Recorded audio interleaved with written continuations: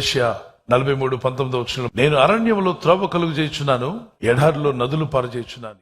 ఇజ్రాయేలుకు మార్గం చూపిన దేవుడు నాకు మార్గం చూపిస్తాడు. ఎర్ర సముద్రంలో దారి చూపిన దేవుడు నాకును దారి చూపిస్తాడు.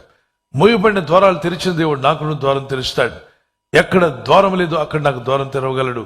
where there is no way, God can make a way for me. School students అవ్వచ్చు, కాలేజ్ స్టూడెంట్స్ అవ్వచ్చు, యూనివర్సిటీలో చదువుతుండొచ్చు, లేదా ఉద్యోగం చేస్తున్నారేమో, ఉద్యోగం కొరకు ఎదురు చూస్తున్నారేమో, వివాహం గురించి ఎదురు చూస్తున్నారేమో, కుటుంబాల్లో ఏదో శుభకార్యం జరగాలని ఆలోచిస్తూ ఉన్నారేమో. మీరు ఎంత ప్రయత్నించినా జరగట్లేదా? మీరు ఎంత ప్రయత్నించినా ఉద్యోగం రావట్లేదా? మీ ప్రయత్నం ఫలించట్లేదా? అయితే మీరు చేయవలసింది ఒకటే, కరములెత్తి దేవుని దగ్గర మొరపెట్టండి. ప్రభువా, నా ముందు మార్గం అంతా క్లోజ్ అయిపోయి ఉంది, నాకు ద్వారం తెరవండి అని ప్రార్థించండి. ఆయన మార్గములు తెరిచేవాడు, ఆశ్చర్యకరుడు, అద్భుతకరుడు. ఆయనకు అసాధ్యమైందంటే ఏదీ లేదని మార్క్స్ వార్త 10:27 మాట్లాడుతుంది. మన ప్రవర్తనలో ఆయన అధికారానికి మనం ఒప్పుకోవాలిరా. ఆయన మన మార్గములు సరళం చేయాలని కోరుతున్నాడు.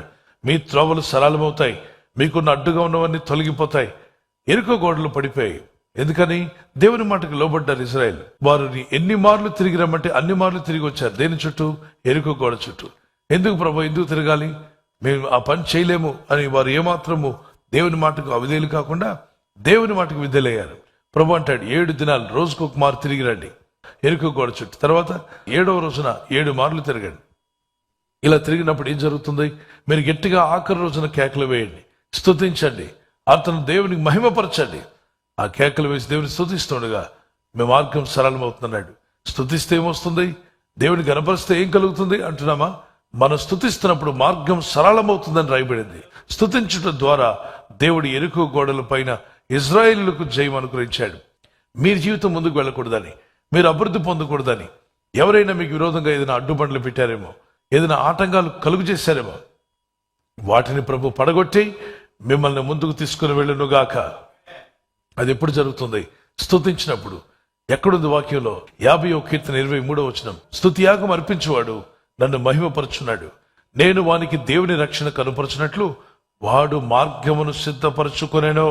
పరిస్థితులు బాలేనప్పుడు, కష్టాల్లో ఉన్నప్పుడు, మార్గాలన్నీ మూసుకుపోయాయి అనుకోండి, మీరు చేయవలసింది ఏంటంటే స్తుతి.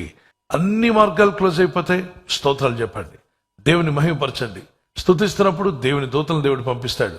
దేవదూతలు ఒక క్షణంలో మీ ముందు ద్వారాలు తెరవగలవు. దేవుడైన ప్రభు మీకు మంచి మార్గం సరళం చేసి మిమ్మల్ని దీవించి మిమ్మల్ని ఆశీర్వదించును గాక. ప్రార్థన చేసుకుందాం. కళ్ళు మూసుకోనండి, ప్రభు చేతులు పైకెత్తండి. పరిశుద్ధమైన మా ప్రియ తండ్రి, నీ నామములో ప్రార్థిస్తుండగా ప్రభా, ఈ కరికలం చొప్పున ప్రార్థన చేస్తుండగా ఎవరైతే ఈ వాగ్దానాన్ని నమ్మి ప్రార్థిస్తున్నారో వారందరినీ పేరు పేరును దర్శించండి. నీ కృపలో వారిని బలపరచండి. ఎవరికైతే ద్వారాలు మూయబడి ఉన్నాయో, మార్గములు మూయబడి ఉన్నాయో, నాకు ఏ ద్వారం కూడా తెరవబడలేదు, అన్ని మార్గాలు మూయబడి ఉన్నాయని ఏడుస్తూ ప్రార్థిస్తున్న వారిని జ్ఞాపం చేసుకురండి. దుఃఖంలో ఉన్న వారిని జ్ఞాపం చేసుకురండి. కృపగల మా తండ్రి, నీ ప్రజలను దర్శించుము నాయన. ఏ స్థితిలో ఉన్నా నిన్ను స్తుతించేవారుగా చేయండి. వారు స్తుతిస్తుండగా ద్వారములు తెరవబడుగాక.